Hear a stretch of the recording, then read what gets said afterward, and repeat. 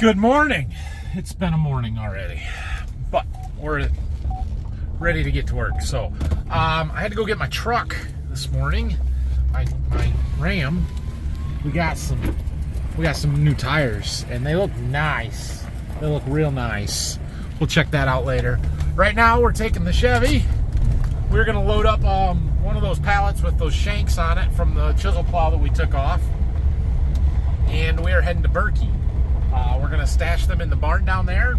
We're gonna pull our corn head home, at least that's my intent. And maybe. Our agronomist Wade is coming up, and he's gonna meet me in Berkey. We're gonna take a look at some fields there. He's gonna come up here. We're gonna go look at the irrigated field in that tar spot. He wants to see it. He wants to fly it with the drone, and get a good idea what the rest of that field is looking like and stuff. I have a customer prospect, I guess, coming this afternoon to walk the plots while Wade's here. So while I thought I was going to actually get back to work and do something today, well, it turns out that's not really going to happen. We're still scouting fields and looking at a lot of stuff. But we are going to get that corn head home. We'll see. I don't know if I want to take the time to pull it home while Wade's with me. So we may ride back with him and then have him drop me back off in Berkey on his way home, and pull it home later tonight. So anyway, we got to get this stuff loaded up and get there because he's going to beat me there.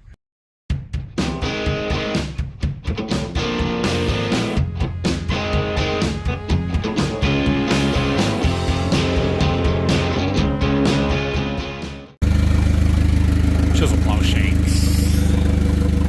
If you missed that video a couple weeks ago, we've got an old sunflower chisel plow. It is a 15 shank that we used to pull with our 9300 or the 9R before we bought the 2730 ripper.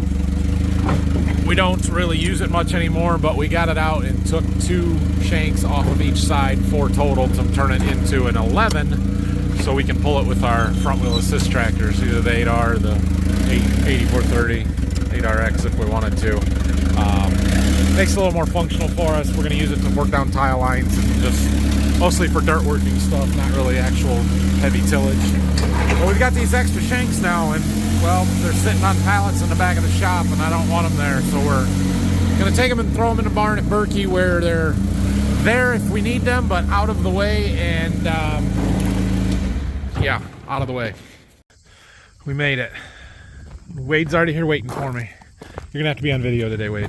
I'm always timely. Yeah. All right. Time to look at some corn. So we're in one of our better fields down here. This is 110 day. Dang. We got to figure out this whole not getting the nitrogen turned on fast enough on our anhydrous bar. It's about, I don't know, 20 feet here before the corn really greens up, and we got plenty of nitrogen. But we'll fix that. It's wet out here, which is not fun, but oh well. We got some tip back, some aborted kernels. We got dry here end of July, 1st of August, and it cost us a little bit, but the ears are filling out. The kernels are getting some depth and size to them, so that'll help, right? Yep. What do you think? Look okay? I think that dry weather hurt you, but kernel size it did. Really saved you with this hybrid. Yeah. I expect this to be decent corn. At least one of our better fields down here, but I think we have better corn at Waldron than we do here. So it's standing really well. Here you go. Here's the one to show. Yeah. Did we find one that flexed over here? Yeah, the one right next to the gap. Those are the good ones. This range, though, I mean, yeah, all of these are pretty good. Yeah. This hybrid's got a ton of ear flex, so yeah, there's going to be different size ears out here. It's plenty wet here. We've had rain too, so like I said, we did get dry in August or July and early August, and then we've had rain since. So it definitely hurt our corn some. We've got some tip back, but it should benefit the beans. The question is, did we have a good enough bean plant there to take advantage of these rains in August here and really fill out the beans? So the other thing is we've got some early beans, early maturing, because we're going to plant wheat down here, that limits their flowering period. So they're getting towards the point where they're mature. But anyway, we're going to take a look here again. My corn plot is just on the other side of the lane, so maybe we'll walk through some of that real quick. Yeah, you can see we were just too dry at the wrong time to finish filling that out. Now the rest of that ear is still pretty good. These are going to have big fat wide kernels on it. That's partly this hybrid. Those are not bad ears, but we definitely lost the top end off of this. So we had phenomenal corn down here to Berkey last year. Like some of the fields were running 230, and while it's going to be good, it's not going to be that good this year. If you watched my plot tour video, you'll remember there was a 109-day variety that I was pretty excited about. Lots of rows around. It's the one that I had broke apart in the thumbnail picture. That's this hybrid, 09T26. Yep. Yeah. Tip back. I told you then that it's going to have tip back every single time. We probably have a little bit more here. These are all aborted kernels that pollinated. They just quit filling out. So yeah, that one's different. Some of them at least. So it is what it is, but they're still pretty nice ears. Doesn't look as good as my other plot, but this corn's not as good, so you don't expect it to. Still a lot of rows around on that ear. Yeah, that's 18 around. Okay. What else do you know about it, Wade? Really healthy plant. Yeah, it does look healthy. Yeah, it's agronomically super sound. Works on a lot of different acre types. It really is a broad spectrum type of corn. The yield potential that I've seen out of it thus far has been really good. Just have to deal with a little bit of that cosmetically unappealing ear with the tip. Right. And outside of that, I think it's going to be a decent corn. So. Okay, good deal. We're not going to walk clear out in the beans because they're plenty wet this morning, and I don't feel like it, but I don't know. They don't look great. There's some pods there, but they're sort of short, and this bean is usually really tall. Maybe better once you get out there off of the ends and the compaction stuff here, but they were planted late, end of May 30th, and just haven't looked great all year, and then we got dry when they needed rain in July. They are getting it now. We should have decent sized beans. I just don't know if there's going to be enough beans out here to really push the yield on these, and I don't know. They don't look super. Do what now? I would manage your expectations. Manage your expectations. That's code for, yeah, them aren't very good. We'll see. Historically, the ground down here to Berkey raises pretty good beans. Like 60 bushel is pretty easy to do, but I think the late planting is going to cost us, and maybe they'll be 50. Well, and to be fair, beans are Really terrifically hard to difficult tell. to tell. So. Who knows? Yep. Okay, we're back at Waldron, and we are gonna take the gator up to the irrigation field because, well, it was muddy yesterday and we're not driving a truck out there. This is just easier to get back into where we need to get to look at stuff. So we'll get Wade's opinion on the tar spot and what he thinks. It doesn't look like I would be able to spray it if I wanted to. I tried getting to see if it was even an option, and it doesn't sound like it. So I think we've got what we've got at this point, but we'll see what he thinks. So the other day I filmed this spot and told you guys that I thought the beavers were dragging corn into the river here and cutting down my corn. And you guys all commented, or some of you, that it could be muskrats. Well, Wade happens to be hunting animal expert, so he's given us a lot of beaver removal for guys, and this is almost assuredly beaver. Beavers. See, I was right. It's beavers. Yeah. We also just chased a couple turkeys out. We got deer tracks. We got all kinds of wildlife. Yeah, if you're around central Ohio and want beavers removed, let me know. There you go. Big deep kernels. Pretty good kernels. Yep. So we're in the 10D21. Planted super thick, like 42,000 planting population, and the ears are not impressive, but there are a lot of them. They're deep kerneled, gonna be big kernel per bushel counts, or low numbers there, I guess, and it's gonna add up. So I don't know. 16 by 35. 16 by 35, he says. We took the tape measure and counted. Got 36,000 average population on those two ears. Oh, we're beeping.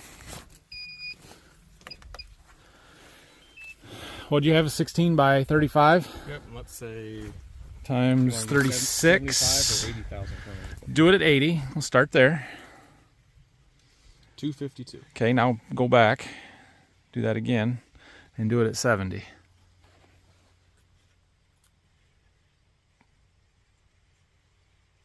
288. 288. Yeah, I think we're in that ballpark. It's good corn. It's good corn. I don't know if we're gonna hit 300 in our corn growers entry or not, but we gotta go look at some other spots. Here's our 12S75. Man, this plant is just enormous. Huge tall corn. Really, really super high ear placement. But we had to stand a 34.5 on this one, and it's got better looking ears. 16 by 43 and 14 by 44. Okay.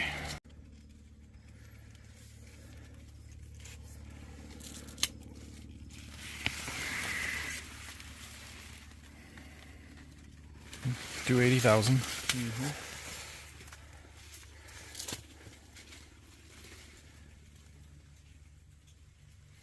278. It's good corn. I don't know if we're gonna hit 300, but it's good corn.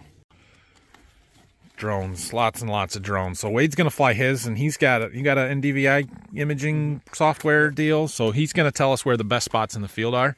That way we know what to harvest for our NCGA Corn Growers Contest entry and where the best locations are. I'm going to put mine up to get video for you guys because it's just easier that way if I do it. And we'll see what things look like out here. When my sister, oh yeah, I don't think I told you guys, but my sister and brother-in-law were flying the other day in his airplane, or well, an airplane. And I had them fly around this field and take pictures for me. And you can see a definitive line where the variety change is. So we'll put the drone up, take a look.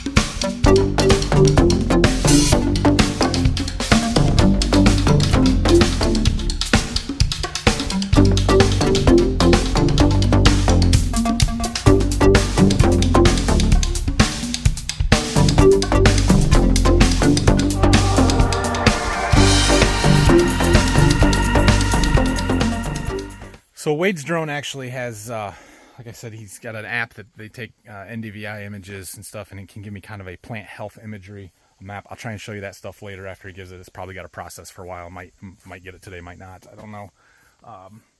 But anyway, so it's flying and taking pictures of the cornfield. We kind of pared down to the square part of the field just to get it done here because we got to keep moving. But we're waiting for that. So he's in here looking at this 12S and the irrigated stuff. I have been picking some ears, and we're going to have a little tar spot agronomy lesson as soon as he's done. All right, Wade, I pulled a few ears here, or not ears, leaves, to look at tar spots. So I've been showing people pictures of tar spot that look a lot like that. A little speck here and there, that, for over a month now. Yep. And I have gotten the comment of, it's a little black speck. What are you worried about? Like, that's not anything to be concerned about, right? But kind of a progression here. So then we've got this leaf, and you guys can see there's quite a few more lesions. If your leaves look like that and it's towards the end of the growing season, is it something to be worried about?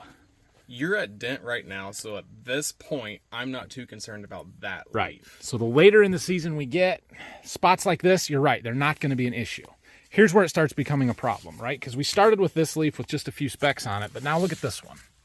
This one is just covered in tar spot, especially on the outer half of the leaf.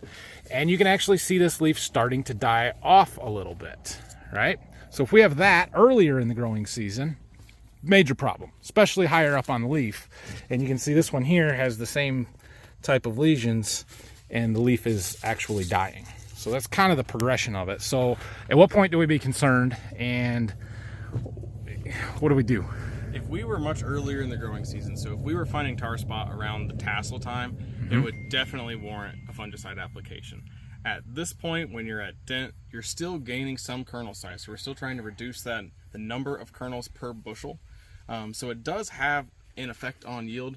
For me, the greater concern at this time of year becomes standability late season, because tar spot is a very virulent disease. It spreads quickly, and it can kill corn really fast. There is a reason why so many people across the Midwest are really concerned about it. Okay, so if you've got corn leaves that look like this and they're dying, but we're at dent. Now this was from a lower leaf, right? We're not way up on the plant, but if you've got the upper canopy, some guys would try and spray for it. Most probably aren't at this stage. But you mentioned standability as a risk. What do you do? I mean, what I'm getting at is go harvest those fields first, right? Manage that, know what you've got, and figure out how to protect yourself from it. What's really interesting is tar spot it prefers areas with high moisture. And so we're looking at an irrigated cornfield here. Oftentimes irrigated cornfields get hit hardest with tar spot. If you look at the NCGA entries in Michigan last year, it was really common to see dryland NCGA entries outperform irrigated NCGA entries, simply because that tar spot was so aggressive last year and really took down a lot of irrigated cornfields. So we got to be cognizant of that. Tar spot likes about 7 hours of continuous leaf wetness. Right. Okay. All right. So next question. This is a little more localized to my spot here, but we're seeing tar spot that looks like this, but only along this edge or along where my irrigation lanes are. We get out there 2-3 rows and the leaves don't look like that. They look like this one, the second one that I showed you. Why? What that tells me is it's blowing in from somewhere else rather than residing in the soil, because if it was residing in the soil from previous year's crops, it would start more uniformly throughout the field rather than on field edges, and we would see it at a greater density at the very bottom leaves rather than some of the more middle canopy. Right. So that brings me back to another comment that I had gotten a few days ago about this particular field and where we're seeing this tar spot. Would spraying that tar spot now kill the disease and the inoculum that's in the soil to prevent us from getting tar spot 2 years from now? Now, once it's there, you're going to have it. Yeah, and given how bad we're seeing it blowing in right here, it's going to blow in 2 years from now too, right? It's not something that it's only coming from your fields and your soils. I get a question a lot about, can you spread it with machines? Am I driving my gator through this field, going to spread it to another one? More specifically, is a combine going to spread it from one field to another? Well, it could, but it's going to blow there anyway. So that's not a major concern. And if you look at the spread of where tar spot is currently and how it's been expanding its footprint across the Midwest, the likelihood is, if you're watching Nathan's videos, you're somewhere in the Midwest, you should probably start developing some sort of a tar spot plan. No, this is a global channel, Wade. There you go. Perfect. Exactly. So yeah, if you're farming in the Midwest, tar spot is something to be concerned about. Now, certain weather conditions are going to make it better or worse. And yeah, I was super alert and sensitive to it back in July because we had it so bad last year that I was watching for it. I don't think we have it as bad as we did a year ago. I think it's 2 weeks behind in its progression from where we were. And I think that's going to allow our corn to be more mature and have less of an impact. Now, I still think the fungicides were the right thing to do. I think part of the reason we don't see it in the upper canopy out in these fields nearly as bad is because of the fungicide that we sprayed on holding it back. Now, our residual is long gone, but it worked for 2 weeks, 21 days to keep that from spreading and keep it from infecting the plant, and I think that we're seeing the benefits of that now. What I'm really impressed with is Nathan's had tar spot for a month. Right. And the fact that it's just now becoming an issue is a real testament to the management tactics that he's taken with fungicide application, but then also the genetics. 10D21 and 12S75 that he has here actually are really good against tar spot. And so it's a layered approach that really starts with genetics. Thanks, Wade. So while I was finding tar spot leaves, here's another thing that I found, and I showed you this on Friday as well. In the sun or in the shade, which is it? There we go. See those? Those are corn aphids. Wade, how concerned do I be about corn aphids? Oh, at this point, I'm way more worried about tar spot than your aphids. Yeah. I mean, that's not great. I don't like seeing it. A lot of little ones there. But I don't worry about aphids in corn like we worry about aphids in soybeans. They're a much bigger concern there, and I'm still struggling to find aphids in soybeans. Probably because I sprayed them. I killed them. Just what needs to happen to them. All right, we're done flying. We're done looking at corn up here. We've got to head back and go to the plots and take a look there because I have a potential seed customer that wanted to walk them, and I told him we'd be around 1 o'clock, and it's like 5 till, so we gotta go. All right, well, we got done flying up there, and we had to rush back because, yeah, potential customer was back here, and we walked the plots with him. Plots look good, right, Wade? Yeah. We're in good shape. Yep. Corn especially, but yeah, and talked to him for a while. I think we're gonna sell some seeds, so appreciate that. Yeah, how about that? How about that? Remember that ugly 109 day? Yeah, it's so ugly. Look at that tip back. I can't plant this because it looks so ugly. I can't even touch my fingers around that, Wade. How it might work? You got short arms. That can't be that big. There's some corn out there. It is now 2:30. Wade and I never got lunch, but that'll happen. He's going to take me back to Berkey. We're going to get them shanks unloaded out of the truck and drag the corn head home. And go from there. All right. Thanks, Wade. Appreciate you coming up today and for all the tar spot data and information and knowledge. Wade's the smart one. I learned everything I know from him. That's not true. That's not true. Only because he wasn't here when I learned it. I would have. All right. We'll see you. Thank you. Thanks. We have got to get this unloaded, and we're going to put it in this barn over here, which we don't use for much. So it's a good spot to park stuff that you don't use very often. We do have a couple old gravity wagons in here, but I think we'll just set that pallet in over here for right now. We can see we've got some old steel. We've got some old augers. Yeah, just miscellaneous stuff that in case we ever need it. We've got some steel concrete forms over here, round bin forms that we've used them, but not recently. That is what we're actually after here. I'll take back. I was getting the doors open up. That is a big fat toad. Nice. So, about getting that stuff out of the back of my truck. Not gonna go. Yeah. The disconnect was even thrown on the battery. How old's this battery? Doesn't say. 16. Yeah, it's probably bad battery. I'm gonna let her charge for a minute. We got it. We got it.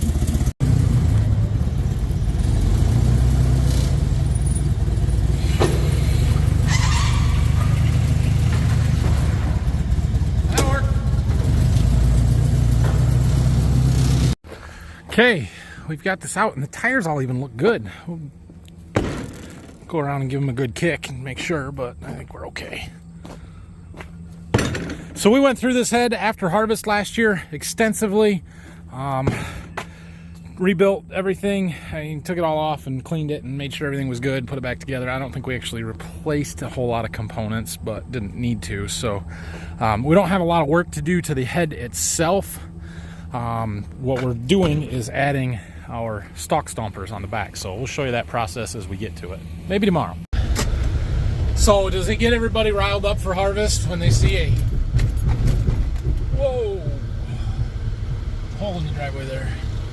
Does it get everybody riled up for harvest when they see a corn head rolling down the road like it does planters in the spring? You know, if it was the 1st of April when I saw a planter out on the road, I'd be like, oh, somebody's going to plant, where are they going? So on the 20-something of August, is that same thing with corn head? We made it. So we'll probably end up pulling the bean head out and I don't know. Maybe we'll put the combine in the shop and work in there instead. All my tools and stuff are in there, so it might be a little bit easier. But anyway, let's go dig into that pile of parts in there and see what it looks like.